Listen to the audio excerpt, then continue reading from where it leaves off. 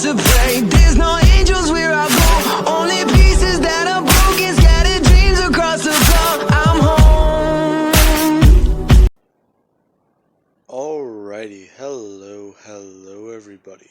This is Kiru Show here. Now, yes, the thumbnail is different. Julius, I believe that's how you say your name. You pointed out to me in the comments of the last video that I messed up. Apparently I left 2 star sapphires in the old thumbnail. I believe it's... yep, okay. Yeah. The way I do this, you have to have a certain number of pictures. So I fixed it. Second off, people who do not know who that is, he's the one who came up with Jiro's hero name for the series. Anyways, let us begin. Whenever we last left off, Midoriya has tried to grow accustomed to his new life. He's going to be a father soon. That still is something he is trying to wrap his mind around. Along with that, someone was coming after him. Now, with that being said, let us cut over to someone else's perspective. Lobo. From the New 52. He wants to go take this guy down. The money on his head will be enough to get some new supplies.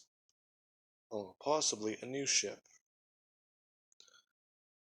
Now, Midoriya, he might also be able to call in a bunch of favors after taking this guy down. And it will be good for business, as he is floating directly overhead of the planets, and wondering for a minute. The guy is going to be tricky. That is to be expected. So, let's get this done. As he goes to land on the planets. Now, whenever that's happening, something would fly past his ship at such a high speed that he couldn't even see it. In fact, it almost knocked him out of orbit whenever he was going to land, thinking it might just be some random comet or an asteroid. Then again, his ship does have sensors in place to warn him of those. Now, with that being said, he would eventually land and begin to look around the planets. There doesn't seem to be anything unusual or anything out of the ordinary, as he gets his bike off the ship and begins to make his way around, driving on the planet's surface, eventually coming to what remains of Oa from its planet, the city. Now, with that being said, this is whenever Midoriya would make his presence known, informing this Lobo guy that he should not be here, floating overhead. Now, imagine this suit, only with the symbol for hope on it, and not all these cores having their symbol shown on him. And that's basically what you have for my version of Midoriya. I want to say he has a cape, but at the same time, I have only seen Parallax with a cape, so I don't want to say he has one. Anyways, now, with that being said, Lobo would just inform him that he's looking for someone. He's looking for a guy by the name of Izuku Midoriya. Do you know him? Buddy, you're looking at him. I'm guessing you're another bounty hunter? Yes, I am. In fact, I'm quite interested in taking you down. Now, with that being said, Midoriya hears something on the other side of the planets, and he's not really sure as to what that is. Is that heavy metal? No, that's not Jiro. Then who is it? As someone comes barreling in, their bike immediately smashing into the new 52 Lobo, and him being thrown to the ground, before getting back up, and bringing out his weapons to fight. The new Lobo being beheaded by pre-52 Lobo. The better one, in my opinion. Anyways, after that happens, pre-52 Lobo would just look at Midoriya, saying that he's sorry about that, but he was bashing on the main man's style, along with using my name. So, I'm guessing you're the target? You look like him. I don't really care. Money's money. Midoriya just staring at this for a second. What the hell just happened? Trying to put the pieces together. Going by his name. Something else. Okay. Before he can even say anything though, Lobo would go to fire guns at him. And try and throw out the chain. To try and wrap it around Midoriya's arm. Midoriya immediately just bringing it up and grabbing it, before pulling Lobo towards him. As soon as he does that, he grabs Lobo by his throat, telling him that that's not gonna work. Anyways, I'm guessing you want something.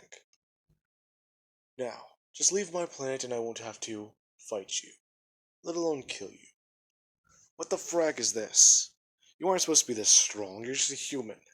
Those stupid rings are doing it, aren't they? I'm more than human. See the symbol on my chest?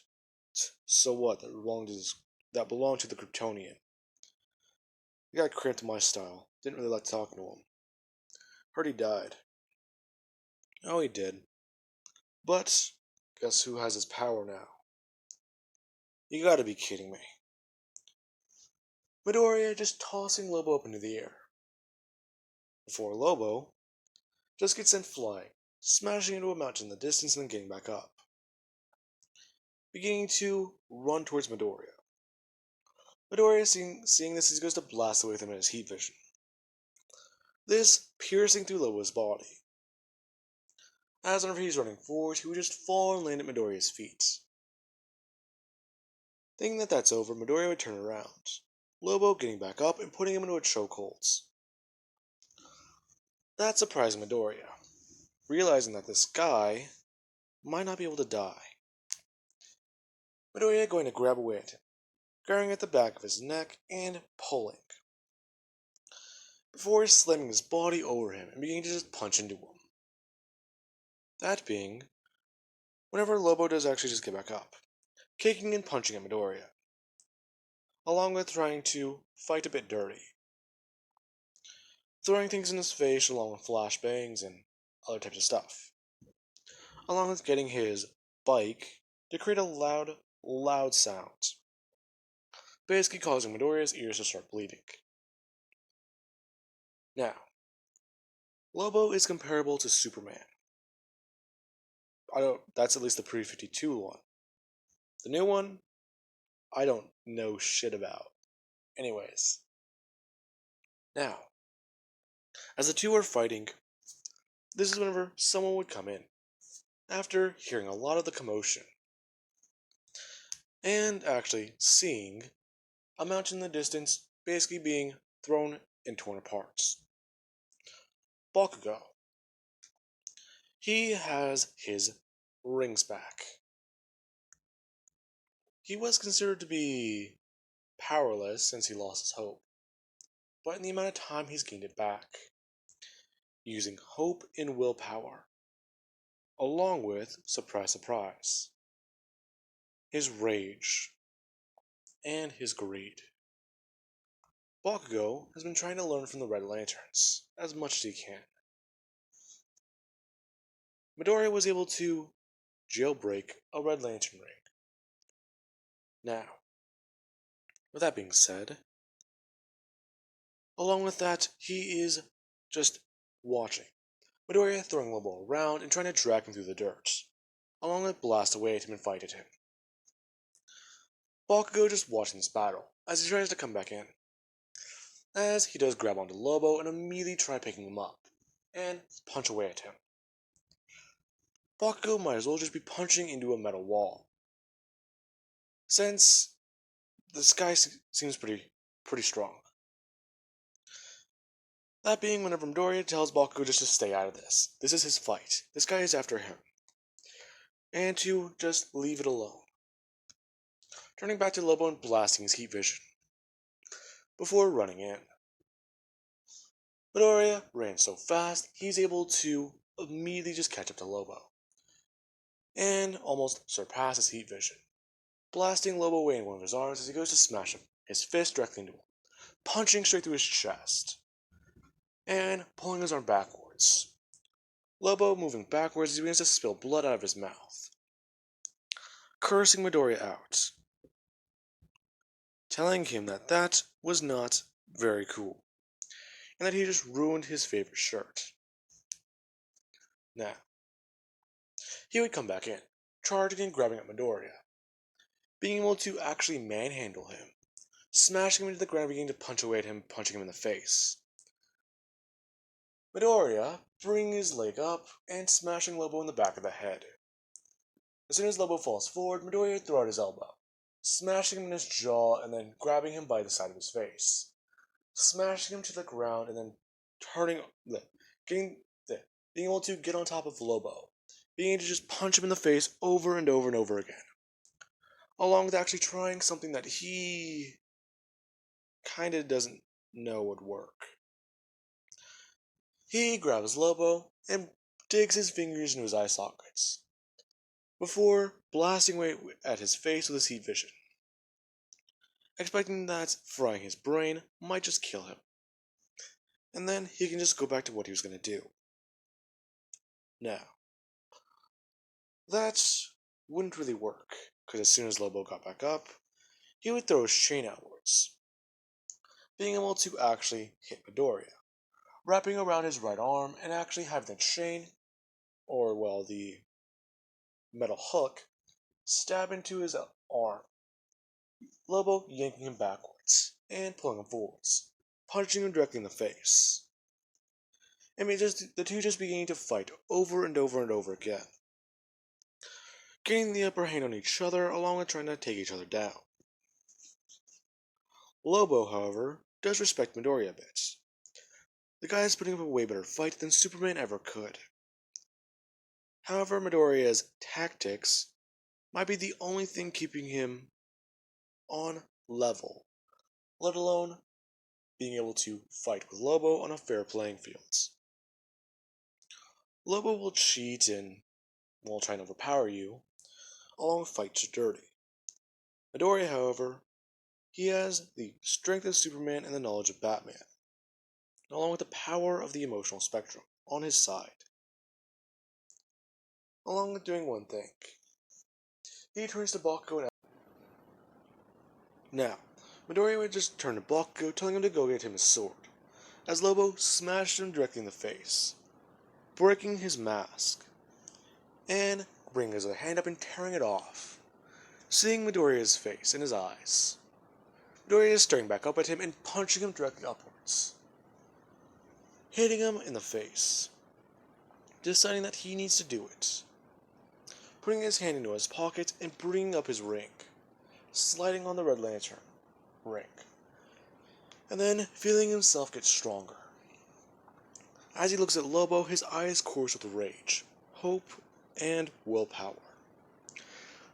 Lobo looking back up at him, Midoriya running forwards, and telling him that he's not holding back anymore, kicking Lobo directly in the head, as he sends it flying, before just looking back down at the body, expecting it to regenerate, deciding that he's not going to have that, as he looks down at it with his heat vision and immediately just flambés it down to the bone.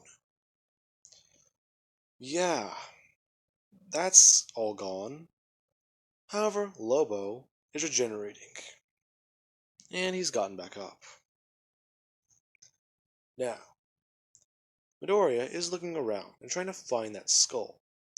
If he finds it, then this will all be easier. Then, he can just throw it somewhere or keep it away. Throw it into the sun, the source wall, or something like that. Real easy and real done. As he's looking around, finding Lobo's head eventually. It's cursing at Midori and just waiting. Midori just picking him up by his hair and trying to interrogate him. Lobo, however, isn't having any of that, and his body would get back up, eventually making its way towards Lobo, trying to find him. Lobo, seeing his skeleton, isn't really surprised, before telling Midoriya that he should really look behind him. Midoriya not falling for that, as Lobo, in his left hand, smashes him in the back of the skull, and grabs his head from him, putting it back on as he just begins to regrow his flesh. Yeah, that's not something you want to see, especially firsthand. Midoriya watching Lobo regenerate everything. Thankfully, his clothing stayed intact. That's a joke. Anyways. Now, Midoriya and Lobo begin to clash once again. The two actually having a battle of strength this time. Midoriya and him going back and forth. Midoriya being able to actually break Lobo's arm. However, Lobo just keeps regenerating. His strength and his speed are pretty good. His regeneration, though, is the problem. Midoriya has the strength and speed advantage. However, he does not regenerate as fast as this guy does. Meaning that this is going to be a very big problem. Now, Bakugo eventually does come back, holding the sword in a bubble, asking Midoriya what he wants to do with it. Midoriya just telling him to throw it at him. Bakugo unsure, before he just does it. Midoriya kicking Lobo directly in the chest as he throws his hand outwards. Grabbing it with his left hand, it immediately starts covering his arm. Midoriya bringing his hand backward and slashing Lobo by his eyes with claws. Along actually just bringing up his right hand and beginning to just pull a sword from it. And just beginning to fight with Lobo. Lobo impressed. Not really sure what that thing is. Midoriya beginning to fight and actually mess around with him. Whenever Lobo does go to throw out his chain and grab it around Midoriya, Midoriya makes the sword do something different. He turns the sword into a chain and immediately just brings it up, wrapping his chain around Lobo's and immediately just beginning to pull him closer, before slamming his leg upwards, down into the chain, and then just blasting away at it with heat vision, breaking it into two pieces. Lobo won't be able to use his anytime soon. However, he now has his own, throwing it out towards Lobo and immediately smashing him in the face with it, before he just begins to wrap around Lobo and cover his body.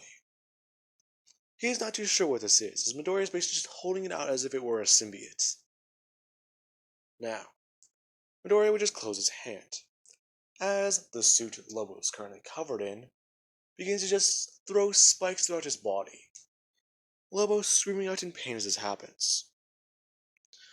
He's having a billion needles currently run through his entire system and his organs, along with his skin and his brain. Midoriya is running forward as he smashes Lobo directly in the face with his knee, over and over and over again, trying to take him down, before giving him an ultimatum: leave his planet or die. He will find a way to kill him, since he plans on doing it to Darkseid. Lobo is somewhat just laughing. Midoriya unsure as to what he's even trying to do. Lobo just saying that this is the best fight he's had in ages. And that new little piss waffle that he goes by my name, he couldn't even live up to what I could do. But you were the best fight I've had in a while. Be ashamed to ruin this though. We'll have to fight again sometime. You clearly aren't listening to me. Are you insane? Oh, extremely. In fact, I'm the last one of my own species. Aside from my 4th grade teacher, though. She I had to hunt down. You're not making any sense. Oh, I know. I'm just distracting you. Why? That being whenever Lobo's bike smashes Midoriya in the back and sends him flying. Now, Midoriya gets back up, only to see Lobo trying to break through this suit, as blood just begins to pour out of it, and it's not really a pleasant sight. Midoriya turning his hand and ordering the suit to kill him. It's just trying to pierce into his body more and more and more. However, Lobo is at least beginning to mess with it, and trying to move. The metal sound that's heard isn't really doing any better either, since it's basically just, yeah, you know the sound. Anyways, now, he does actually hop back onto his bike, and turn on the speakers, making Midoriya lose focus, dropping onto his knees as he hears the loud music. It is somewhere over 50,000 decibels, and that is literally making Midoriya go deaf. I was gonna say tone deaf for some reason. Now, Bakugo hearing this too does actually fall out of the sky, trying to cover his ears. A lot of the planet can hear this, as the metal covering Lobo does just fall onto the ground, and begin to come back over to Midoriya, and cover his body, encasing his ears in the metal as he just does look back up, his ears ringing and watching as Lobo gives him the finger, before taking off into space. Now, with that being said, Midoriya is incredibly confused at what just happened, along with at least going over to see if the other guy is alive. He's not. However, that bike he did leave does look pretty cool. So, he's gonna have to have someone look at that, and at least try and figure out what the hell just happened. Now, while he is healing, he would actually talk with some people and get some information. Apparently, the guy he just fought is a bounty hunter, so he's gonna come back and try again. And whenever he does, that's not gonna be fun. Now, with that being said, Midoriya is aware of this, as he does at least think he can be better prepared for that next time. And he does actually go do what he was going to do. This was going to happen in the morning, but now it's happening in the afternoon, as he does arrive at the power battery, the one that they got done making. As it is off of his hand, his ultraviolet ring slips upwards into the air, and just begins to float there. Midoriya looking for Jiro. She has to be here somewhere, right? He said he wasn't going to like this without her. Now, with that happening, Jiro eventually does get there. She was going to go do something after this. However, yeah, after everything that happened, she basically had to leave there, since Midoriya was late. However, after getting things sorted out with her and talking with her, she does at least understand. And she did wonder what the hell that sound was. As a lot of people watch Midoriya light the ultraviolet power, the battery sparking and booming to life. A lot of people somewhat cheering, expecting that they can get rings for free, and that they are considered to be worthy.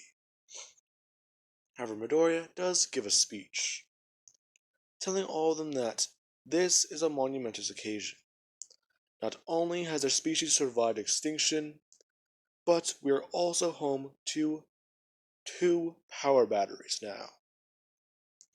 That has not ever happened in all of the history of the universe. As far as I know, we are the first species. Second, I am only going to make 10. A lot of people confused by that statement. Midoriya then going to say that if he just starts handing out these rings willy-nilly, then that means that people are going to think that he's building an army. In fact, that is not what he intends on doing. Along with that, the only other person to have a ring, as he would just wrap his hand around Jiro, saying, "Is my wife." Even then, with me and her being close, I believe that it is due to our connection that nothing has gone awry. So, hopefully, this all goes as planned. In my head, there is barely a millisecond or less than a 1% chance of failure. But even then, I do not like those odds. So, as Midoriya turns around, bringing his hand up and forcing his shame into the power battery, as 10 rings float upwards out of the battery, everyone in shock and awe about it. Watching them just float there, as they're covered in the purple lights. Midoriya ordering the rings to go find someone who has shame in their hearts and dark thoughts in their minds. Someone who has good intentions that are clouded by, well, shame. As the rings take off. Now, one ring heads in the direction of a different city, while another ring heads in another direction, while the other 8 seemingly just take flight upwards into the air and into space. That's odd. So, 2 of the new members are going to be humans. Quite interesting. Now, let us cut over to someone in the city. They're, well, tired. And they're sad. After everything that happened and how things were, life on Earth was fun. It was unique. She met so many other people there, but they're gone now. Then there's the fact that some of her old friends outside of town may have died. And she can't really travel anywhere. Along with that, she's just staring out of her window. And she's watching as something comes flying into her room. And it basically just floats there. Asking the question. Well, let's cut over to the other human. They're just trying to work on using their power, or their quirk. And they need to think. They need to get stronger. They need to get tougher. They need to do this in order to honor the fallen. They couldn't save anyone back then, so how could we expect to save them now? Damn it! Getting angry at themselves. As a ring floats downwards, and the young boy falls onto the ground, and goes to back away, as the ring floats directly in front of his face, asking him the question. Now, Midoriya, he is waiting, as his ring does inform him that the 2 new members that are humans are, well, accepted into the Corps. Now, as Midoriya does actually get their locations, and begin to, at least, list off their names. You do have Eri, that is her first name, and the other young boy, Koda. Interesting. And he looks at their ages. That's actually really interesting. They're both around his age, or at least 1 year older than whenever he got his ring. Huh. So, I guess we're going to be doing this then. Now, with that being said, the person who is Shazam's replacement has seen everything go down, and they're kind of disappointed. They themselves wanted to get a rank, so that means nothing. Never mind. They can at least try talking to their old friend about it, and see what they can do. Or they can try and go to one of the other Lantern Corps, and beg them to at least be put through trials, and try to get into the Corps. Now, with that being said, the person who is the new Shazam does actually walk away. And think for a second. How do they announce that they're here? This guy might freak you out if he knows that he's around. He has good intentions, yes, but he's also Batman. Batman doesn't trust anyone, especially magic. Now, sorry about that, guys. Anyways, now, with that being said, I do believe that I can leave this part off of here, and I do hope you guys enjoyed.